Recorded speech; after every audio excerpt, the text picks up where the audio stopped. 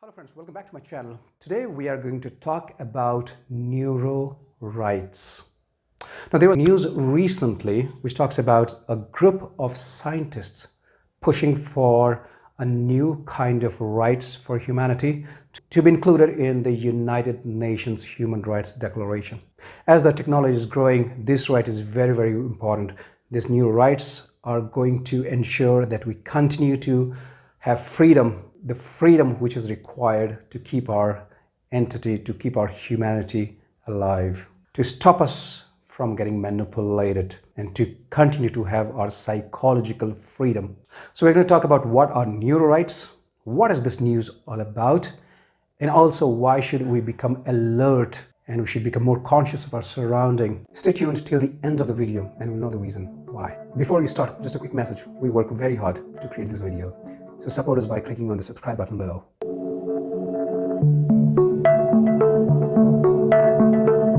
a little context on it. Now, because of the news, we researched more about what is this new right and what kind of threat it is posing to us as a humanity, as a mankind. And we should know that there is a group of scientists, and those scientists are especially involved in artificial intelligence research or machine learning research, and they are the ones who actually have deep knowledge about what the future will look like a few years down the line. And those are the scientists who are pushing for neuro-rights. We have heard about right to speech, and there are other rights, but what is a neuro-right and why it's important? Why we are talking about it now? It is very important because the technology is growing fast. It is growing faster than the humanity is evolving. So what is happening is, now there are some of the technologies which are currently being used in the neuroscience, and there are some of the technology which are involved to cure epilepsy and other mental disorders. So what they basically do in the background is work on the neurons, and you will see what are neurons, we'll talk about it a little bit more, but they work on the neurons in our brain and which help a patient to improve their learning and the ability to actually control something.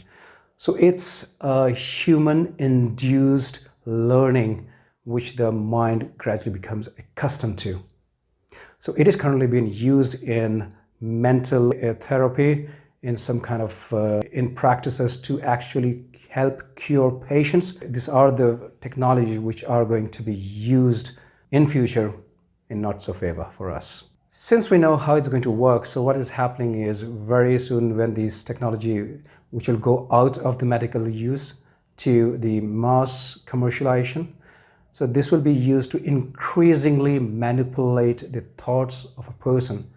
The personality that you have today, they say, oh, you have an amazing personality, you have your thoughts, you are forceful, you are honest, you are dishonest, or whatever you think, and what you think, you have certain minds and certain prejudice, good or bad, against certain things. So it is going to actually change. If we look at a very soft manipulation, we can consider some of the big corporates actually creating this kind of technology, making use of that to make you and I have certain thoughts towards a particular service or a product or viewpoint towards that company. Originally, if we are not manipulated, we may think that product is not good for us, not for our generation, not for future, not for the environment. But if we are induced, we may know that this is something which is not good, but eventually we will start thinking that this is increasingly good for us, for the humanity, and we should actually buy it.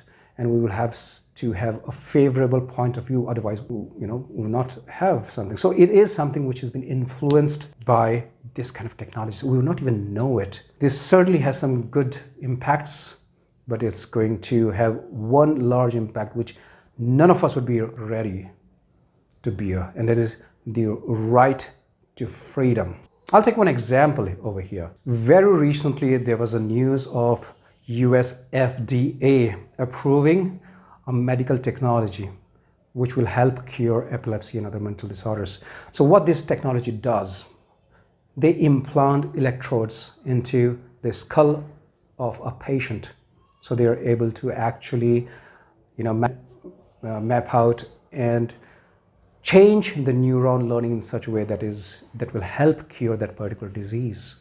But it is the same technology And sooner or later it's going to be used because there are good corporates and bad corporate, there are good people and bad people, and they are the ones who are going to use it for their favor. They're going to manipulate you and me without us knowing it. That is the magnitude of this technology. Today, we all are witnessing an era where the social media, Facebook, Twitter, this all are actually impacting our thought process, our cognitive thinking. There are a lot of revolutions happening because they have been, some point of time they started with a Facebook page and it grew and it became a movement in certain countries. In our day-to-day life, we have our politicians, the people who we follow in Twitter, they all tweet about certain things which influences our way of thinking, right? So already these are this soft propaganda and manipulation which is happening without you and us knowing it. We may be aware of it, but we don't give too much emphasis on it. We have our own thought. We're not worried about it. But one thing we don't know is slowly it is actually shaping our thoughts, our attitude towards something or someone, and creating a world which is manipulated with a certain thought process and a certain bias towards certain thing or people. Still, we have the opportunity. We don't follow those things. We be very narrow in our approach, and we try to hide and try to reduce influence against all these things. We can somehow reduce the impact. But the new technology that we're talking about, that is going to be much more powerful. You see, it will be inside our brain, inside our body. And whether you like it or not, my friend, we would be changing. We will not be the same person anymore. We all have our own personality, our own thought process, the values that we have learned since we've grown. And what if, because of certain group of people, that thought process, that personality is going to change? Would you like it? Certainly, I want. Whether good or bad, I like to improve the way I want. All right? Everybody wants it. This is our basic right as a human. It is negatively impacting it. This is what it plans to hijack. So wake up, become alert, and just try to understand that this is something which you'll take away from what you are today. Is this the future that you want for your kids?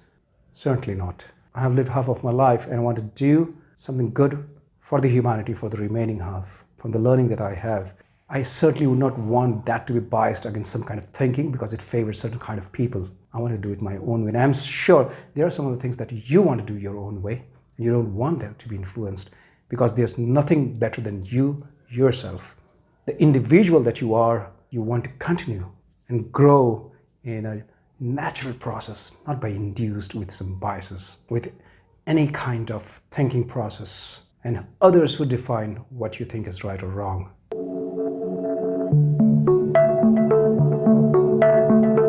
What is a neuro-right? There are a lot of definitions on neuro-right. I myself try to look into some of those, and I will not talk about a correct, a so-called definition which will fit all. It's more from the understanding purpose. Now, the neuro-rights is basically a right of a human on three things. One is mental privacy. Second is cognitive liberty. Third is continuity of our thought process, so-called psychological continuity. So these three are very important for a neuro-right. There are certain things which is in us, good or bad. We want that to be private. It's private to us as an individual. We don't want that to be out, whether we like it or not. Even if we want out, this is our prerogative and our decision.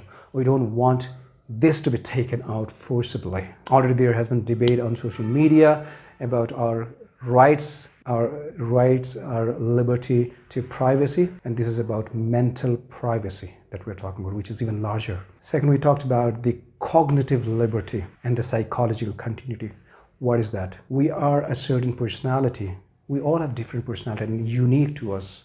Over 7 billion population. And trust me, each one of us are unique. So this right will ensure that we continue to have that uniqueness in us, that each one of us is as unique as possible. And as we desire ourselves to be unique in our thoughts, in our preferences, in our attitude, in our values, that is a neuro-right, and that we should be aware of. We don't want that to be hijacked, manipulated, and changed by others. We should do it by ourselves, we would think. That is what a neuro-right stands for. You're very close in getting manipulated, my friends.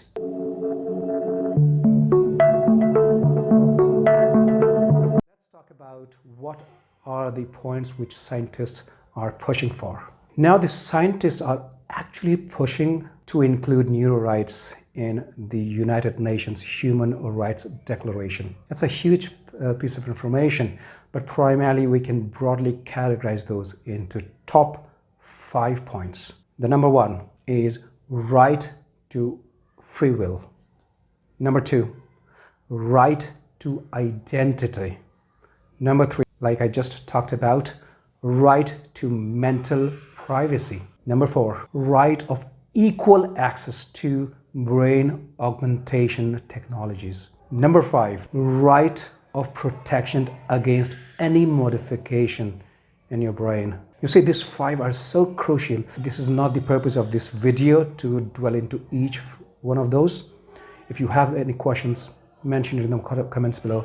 I'd be happy to let you know what I think and what my views are and what I know about it. But these 5 are so very important to maintain our freedom.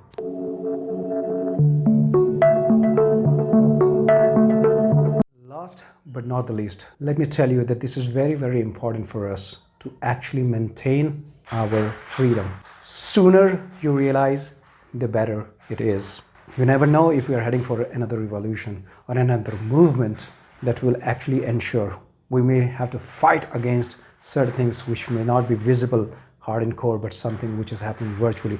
If we don't rise today, we may not be able to rise at all, my friends. We want to give good future to coming generation, to our kids. We don't want to give them slavery. We all have lived a better life than our predecessors, than our earlier generations. Let's give a better life to our kids and coming generations.